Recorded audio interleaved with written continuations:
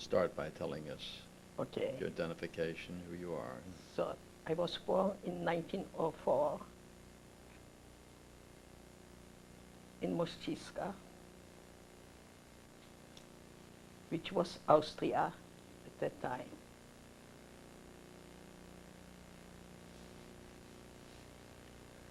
Did you have brothers and sisters? I had 4 brothers, 1 sister who died long before the war. You had 2 children, yes? And I have 2 children. And they are now, Mark is 52, I understand? Yes. Henry's and 50. 50, And your husband? that's correct. My husband was 77 and died in 1977. Tell us about your family and your life in Mościska. Actually, we lived in Mościska. I lived when I was young in Sudetenland, which was West Bohemia. There I went to school. And then we came home in 1918, when the war ended. And so my parents had a clothing store. We started again from new. The father didn't come home yet from the war, but it didn't take too long. He came home from the war. Then I got married in 1933 and had the 2 children. So I was only 6 years married when the war broke out, the 1st of September. And naturally, the Germans on Friday, that was the 1st of September, they bombarded already the city. It was on Ere Rosh. It was Sunday, was Sliches Day, and the Germans came in on Shabbos Tshuva. You know what it means, between Rosh Hashanah and Yom Yes. Kippur. And then after the pact, Russia with Germany, Molotov and Ribbentrop, you know, after the pact, so one soldier told me, you know something, I want to tell you, a German soldier, I want to tell you something, we have to retreat so many and so many kilometers to Przemysl, to the river San, and the Russians are coming. And that was it. It was on Sukkot, on Holomoid Sukkot, they retreated and the Russians came in, our liberators, nice liberators.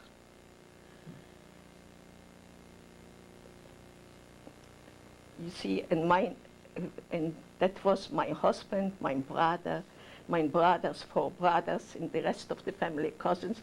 They all went east because there was from the governor was an order, all the men from 17 to 70 to go east. Where east? Romania, Russia.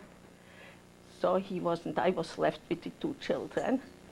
And when they marched in, the Germans in 39, so in the middle, my parents asked me to stay with them. They were so afraid, so I locked up my apartment and stayed with them.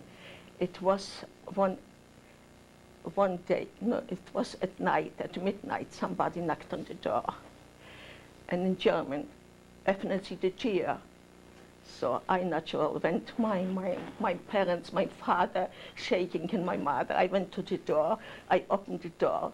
Are you Reches? I says, yes, jawohl, I'm Reches. We need flour. My husband was in the flour business. We need flour, we have to feed the prisoners of war. So, and somebody told them to go to me, and you have the key from the warehouse. So I said, so I was asleep. I was in my I didn't undress mine, laying on the sofa with my 2 children, babies, and they were sleeping, and I went with them. I said, yeah, what good is it? The flour, who will carry the flour to the bakeries? I need 2 men at least. Do you know somebody? Yes, the same who worked for us.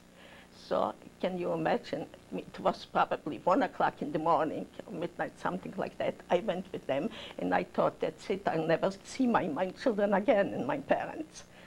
I go with them. I'm 2 pilots, tall. What can I tell you? But I wasn't scared. One thing, I wasn't scared. So I went with them and came there to the house where one man lived, and I knocked on the window and I said, please get up. That's me. That's Reches in Polish. Get up and don't worry. I'm here with you. We have to go and take out flour. You have to carry to the baker's flour. So he got up. He had to get up. And then I say to these officers, now I need the other man. So they went with me. Okay, we took out the flour. They took the flour. And I said to them, please tell me how the men will get home then. You know, we are not supposed to be out this time in the night, in that hour. He says, don't worry, we bring them home. They brought them home, they brought me home. When I came, that was a miracle. I thought I'll never see again my children, not my parents. And that was it. So we were with them, that was in 1939. It didn't take too long, I think 2 or 3 weeks, yeah, that the Russians came. And so we lived with them from 1944. They came, it was in September, the 17th of September. Yeah, they entered this, our part of Poland. And if I remember exactly. What date was that again, that you said that the Russians came in? The from Russians the came east? in September, yeah. September. And so then we were with the Russians. What a life this was. Can I you never de- saw an army like that in my life. Can you describe tell us about the Russians? Without boots, without anything. So poor, so it was just terrible. I cried when I saw them. Look what we fell into. Okay, but then we got used to it. We got used to it. They confiscated everything from my parents, everything. They didn't touch me. I was lucky. My husband came home, my brothers came home, and he met somebody, a Russian, a Jew, and who asked him, need some information. He came from Kiev, and he has to go there and there to Mościska. He says, I'm from Mościska, you come with me. You come with me. So he brought in these Russians. He was a party man, a Jew, and he stayed with us. So I was lucky already. I had one in my house. He stayed, and he brought some 3 more officers with them. They all slept in my house. I didn't have a big apartment, you know.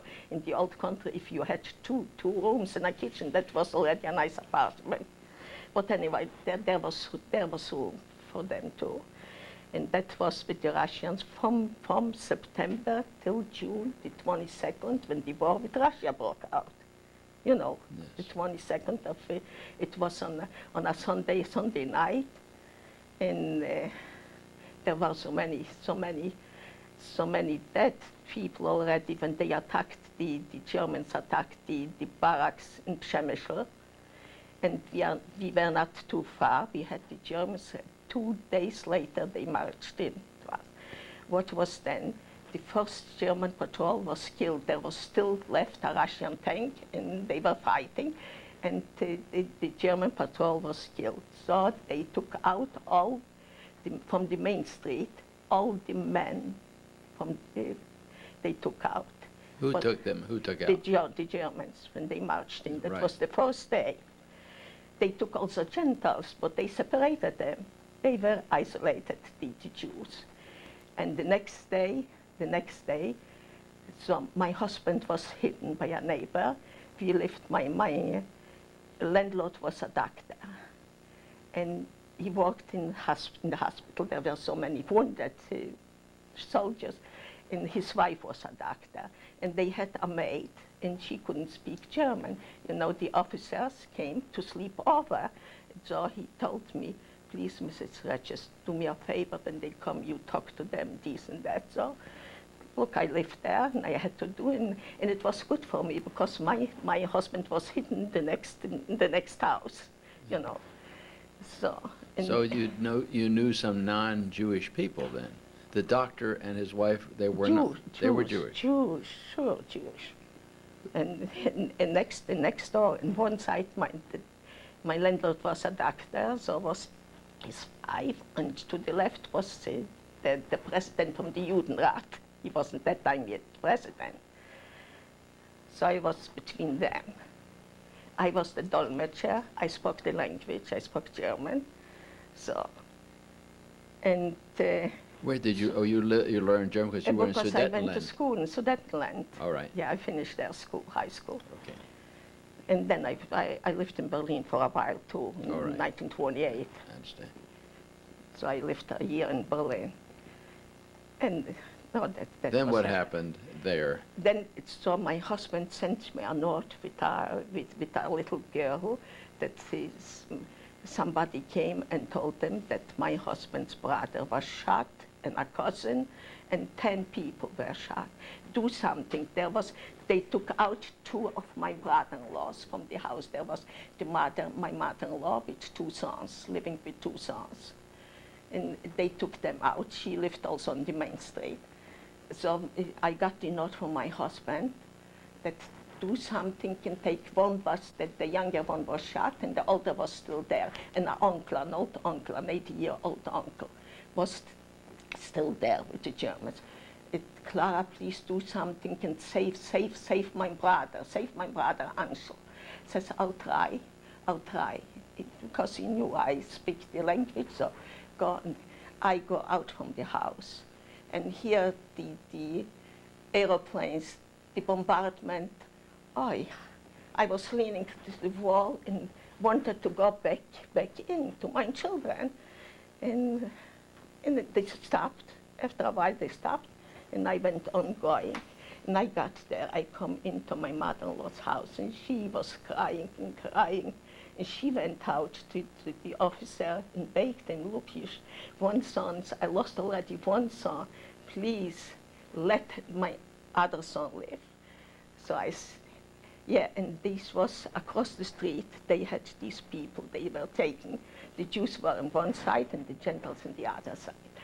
So in the meantime, came in an officer, a surgeon, and said to me, and I was there with the mother-in-law, and he said he wants to make 10 people, 10 soldiers to sleep over the night.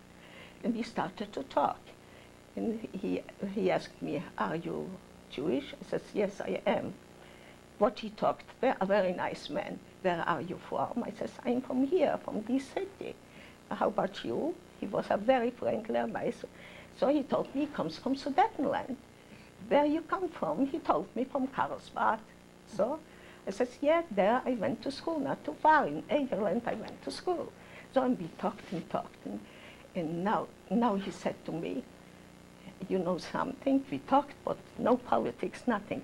He said to me, look, my dear lady, nice. He put his hand here on my knee. You see the German army, nicht alles ist Gold, was glänzt. Which means? You understand this? Nicht alles, because the army, they were equipped with everything, and the uniforms and everything, and they look so nice, but that's not gold. Nicht alles ist Gold, was glänzt. Not everything is gold, but shimmers. But you see, yeah. I see with whom I'm talking. It was one of the Wehrmacht, not the SS. And we talked, and then I tell him the story, so and so. And he told me what to do, to go. I said, to whom shall I go? There is this Hauptmann, a captain, but he is very, very bad, like what they say, if you read Ivan Groshny, he is terrible, yes. Be very careful and go to him. So shall I go? So I'll take a risk. What will be? Look, to save a life, to save so many. So I went there. When I came there, here stays a man with this red, like a drunkard, with his head, with the Totenkopf, you know, Yeah, the with SS. And I say, Verzeihung, Herr Hauptmann, so and so, and tell him the whole story. And why he talks to me and listens to me, there came, I don't know where they came from, a bunch of officers, and they all stood and listened what I was talking about. I says, here, I am finished. I am finished. That wasn't so. He listened to me, didn't say one word. Then he called a soldier. Come on here, Franz, Hans, whatever his name was. Take this lady and let her go and show her. And she should show her brother-in-law and the uncle and bring them home. And take your rifle with you. You hear? Yeah. I go with him and show him, that's my brother-in-law, that's the uncle. He took them and me and brought them to the house. Can you imagine? When my mother-in-law saw this, she started to cry. She started to hug me, to kiss me. And so the old man, that uncle, my husband's uncle, he lived with her daughter. And she said they didn't know what to do. He says, don't. Then other people came to me crying, do something for me. My father, my husband, says today that's finished. I'm not going today. I have to go home to my children. Maybe tomorrow I'll try. And everything what that surgeon told me, that sergeant that's from Sudetenland, told me what to do. He says, you go, because he slept in the house also, you go tomorrow and there will be a guard, and you talk to the guard and offer him some cigarettes. While you talk to them, let the mothers, the daughters go in and bring their fathers or the husbands out. And that was it. So I saved that time. What good was it?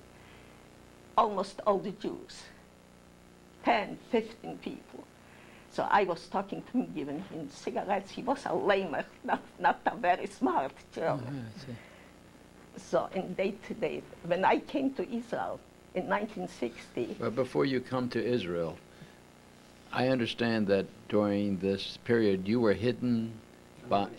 yeah, no, we come to that. We come to that? We come Go to right that, ahead. I'm sorry, yes, Israel. we come to that. Okay.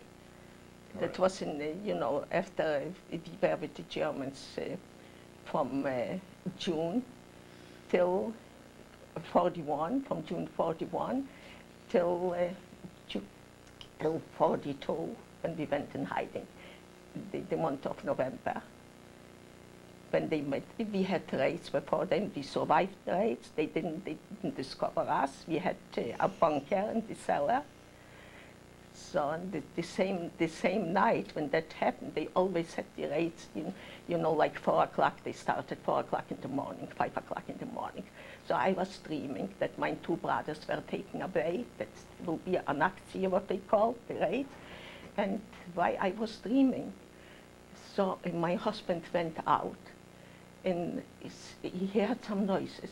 Somebody came running, a neighbor, and said to him, So it's a raid, it's an Aktie already. He came in and said, Clara, take the children and go. And we had in the cellar, we had a hiding place. And I went in, took my children. They were sleeping, and I took both my children in my arms and went down to the basement. And we made a false, another wall, and with some bricks. We took out 2 bricks and went in. We had to slide in, And then we covered with the bricks this hall. They didn't came to the basement. That was another reason why they didn't come. Excuse me, there was a toilet. When you went, there was the door here to the basement. Here was the toilet. The toilet was overflow. The Germans, the clean people, they wouldn't go in that mess. If they came in, it would be the end of us. They could discover us in 1 minute because we were, I don't know how many people in there. He remembers that because he couldn't breathe. He wanted to go out, and I was holding him, how can you go out, how can you go out? You have to stay here. It was Just terrible. We were there hidden, from 2 days, because the raid lasted 2 days. So, excuse me, then you were hidden actually in your own house? That was when the raid was. We survived. 500 people survived. 500 people? 500, not in that bunker. Everybody Overall. had different bunkers. 500 survived. That wasn't only from the city, it was from the villages, because nobody, Jews who lived in the villages, they had to come to the city to live in the city, Yes. to have them all together, 500 survived. And 6 weeks later, here comes the president from Judenrat. They're going to transfer us to a different city, so and so. And he was with the commandant, with everybody. He had to be friendly because they came to him. And I said to my a different city. Where? To Yavorov.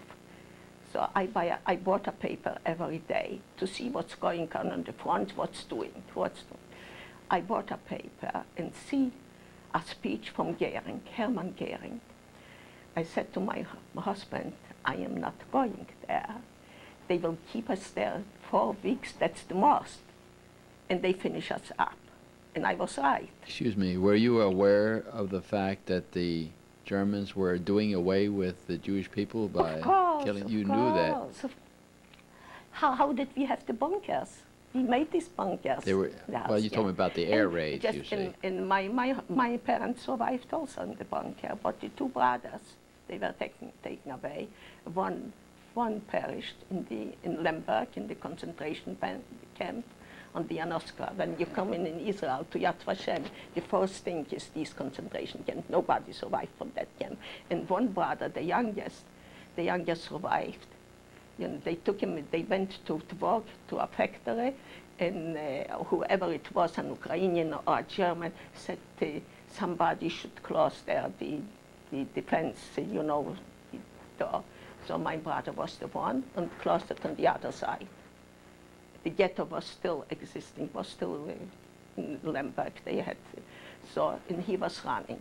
While he was running, and he had this red stripe on his on his shoulder, on the back, and here comes an auto.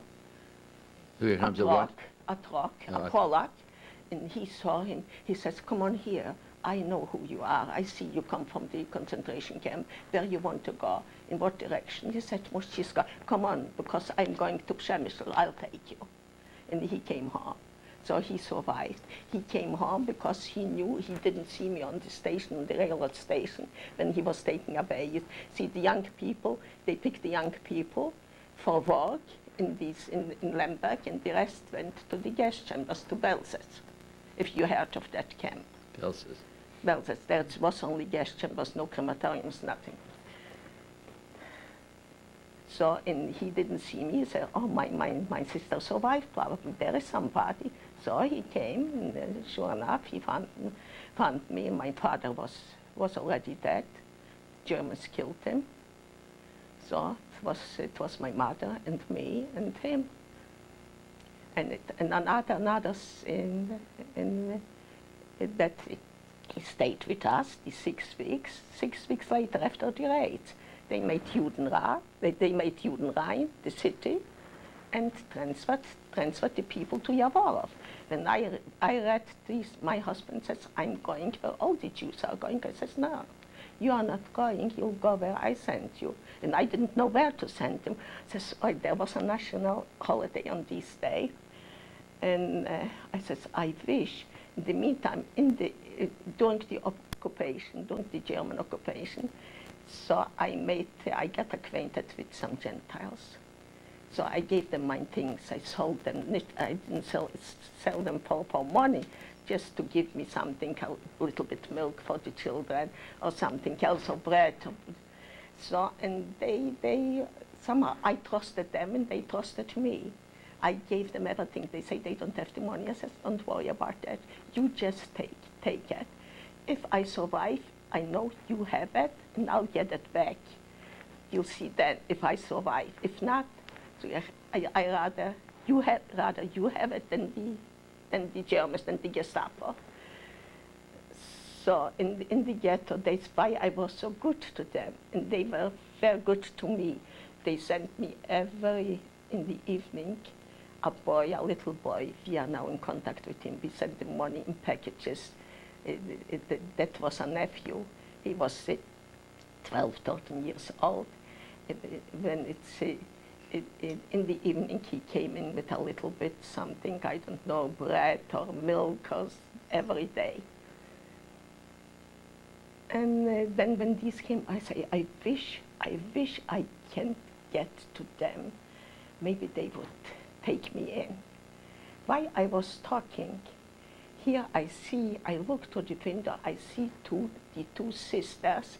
There was one, was a married, and the other was single. They came out from the church and walked. They wanted to come in to the ghetto, but they were looking around, if the coast is clear. And I saw them. I said to my husband, look, here they come, like from heaven. What is this? They came in.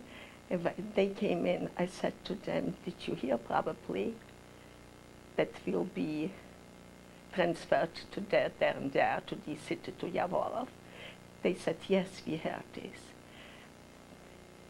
How about taking me in just for a short while, then just for a short while, for a week, 2 or maybe 4 weeks, I'll go west and I'll find a place.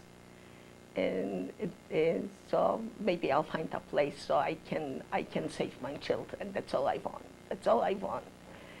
And they looked at me, but you have to talk to our mother.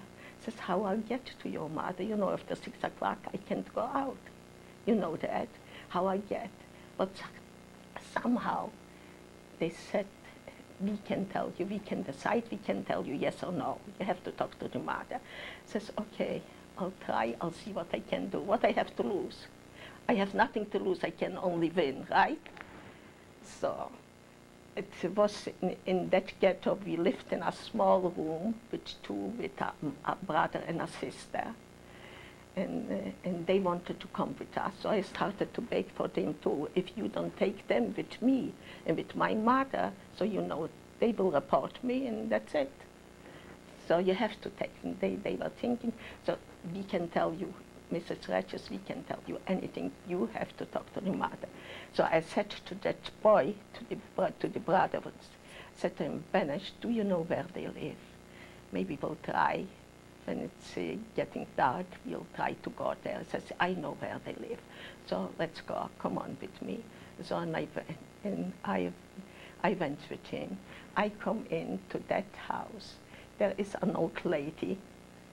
And she says, are you Mrs. Reches? I says, yes, I'm the one who is not wanted by nobody. She says, I know what brings you here. I says, your daughter told you? Yeah, they told me. And you know what I did? I prayed to the Virgin Mary a whole day, and she told me to take you in. You hear this? And you believe that? Says, but where can I hide you? I have only one son who is sick. I says, do you have a barn? She says, yes, but the barn is broken. I says, please, come, show me. I don't care how the barn is. Show me. She took a lantern, and I went with her, and I walked with her, and I show her a corner. Says, here in this corner, I want you to dig a hole, and there we will be.